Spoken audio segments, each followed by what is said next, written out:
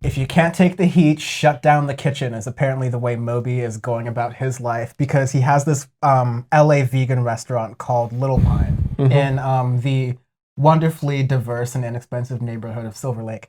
And that's a deep state LA joke. It's laugh with me. That was sarcasm, New York Times.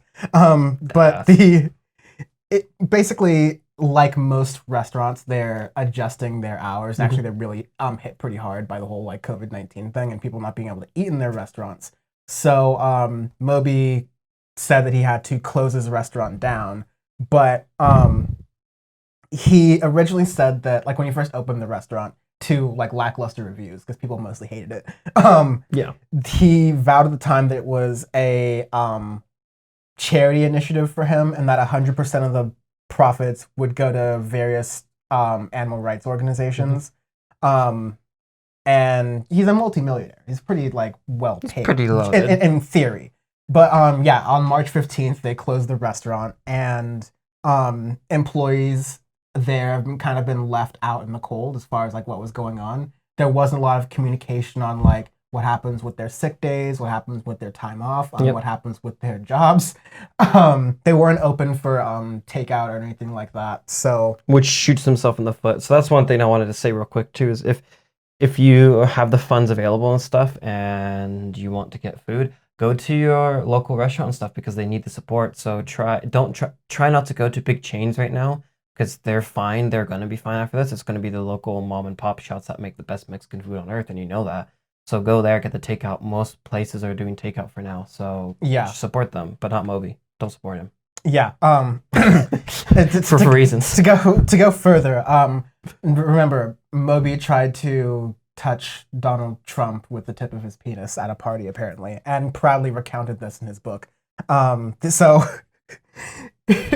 Moby, the only man to sexually assault Donald Trump. Deadass. This is like prison diddling Harvey Weinstein. Anyways, Moby continued to be Rip. Moby continued. He was proud on social media because his workers started saying like, "Hey, you're being really silent on these things. You're not telling us what's going on." And then they were only told this week, nearly a month after the last day of service of the restaurant, that basically healthcare coverage for full-time employees would be canceled, and the restaurant's going to be put on indefinite hiatus, which in LA means it's canceled. It must mean it's gone. It's gone. Aggressive progressives returning from indefinite hiatus. So I'm not. So the people who are on there are saying like, Moby's still posting photos of like my pets that he took without my permission to get clout online and talk about animal rights and caring about animal rights, but he doesn't really care about his employees enough to even make sure that their sick time is cashed out, they're taken care of. Like, maybe you do need to close the restaurant. It doesn't make sense to you financially. Like, it's totally understandable. Which, fine, see, as a from a business perspective, but then you gotta do stuff for your employees.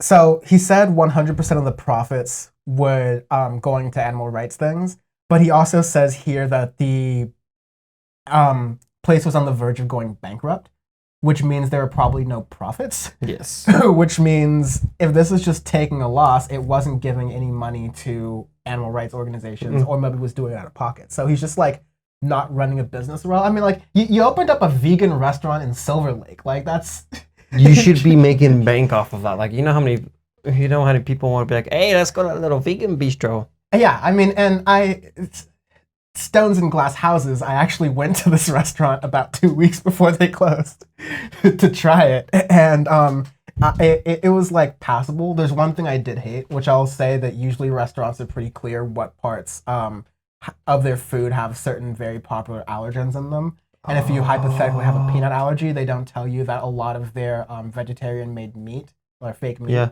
has peanuts in it, which is weird because usually it doesn't have peanuts in it. So you would at least want to tell people on the menu that thing that most places don't usually do is a thing you do.